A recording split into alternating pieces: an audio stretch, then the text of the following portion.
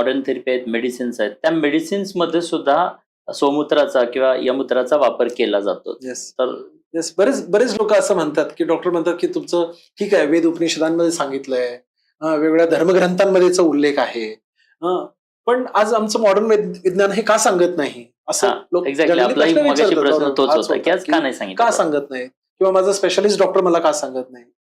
तर त्याचं कारण असं आहे की स्वमूत्रावरती जे संशोधन झालंय ते संशोधन इतर कुठल्या द्रव्यावरती झालेलंच नाही असं मी म्हणेन. आज तुम्ही बघितलं तर बऱ्याचशा फार्मा कंपन्यांसाठी urine is a liquid gold असं म्हटलं जातं. म्हणजे स्वमूत्र हे सोन्याचं भांडार असल्यावर काय कुणासाठी, या फार्मा कंपन्यांसाठी. बऱ्याच लोकांना हे माहित नाही. आज तुमच्या स्वमूत्रामध्ये कितीतरी अशा मेडिसिनल प्रॉपर्टीज आहेत ज्या इतर सामान्य लोकांना माहितीच नाहीये. बघा, तुमचं शरीराचं प्रतिबिंब काय असेल तर तुमचं स्वमूत्र आहे. बरोबर? म्हणजे तुमच्या शरीरामध्ये चाललेल्या जैव रासायनिक क्रियाप्रक्रियांचं प्रतिबिंब म्हणजे तुमचं युरिन आहे. आणि त्या युरिनला टेस्ट करून तुमच्यामध्ये काय कमतरता आहे हे सुद्धा बघता येतं. तुमच्यामध्ये काय फुलफिलमेंट केली पाहिजे हे सुद्धा बघता येतं. आज तुम्हाला साधं उदाहरण सांगतो. एक युरोकॅनस नावाचं इंजेक्शन आहे. युरोकॅनस काय, आता हे युरोकॅनस काय इंजेक्शन आहे, बरेचसे कार्डिओलॉजिस्ट, बरेचसे न्यूरोलॉजिस्ट या इंजेक्शनचा वापर करतात.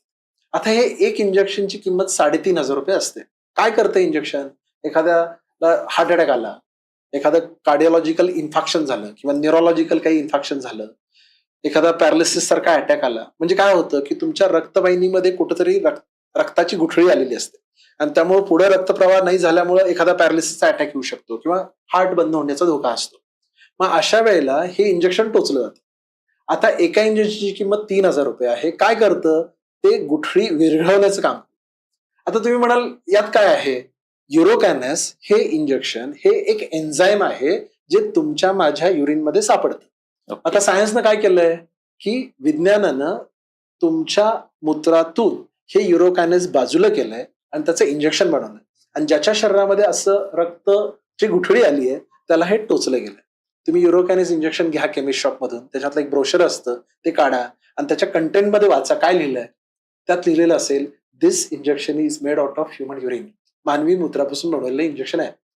आता हे इंजेक्शन मानवी मूत्रापासून बनवलंय, 5-6 तासांच्या अंतराने एक एक इंजेक्शन टोचून दिलं जातं. कशापासून बनवलं हे विचार करत नाही. म्हणजे मानवी मूत्रापासून बनवलेलं इंजेक्शन जर आपण वापरू शकतो तर त्याचा डायरेक्ट उपयोग सुद्धा होऊ शकतो.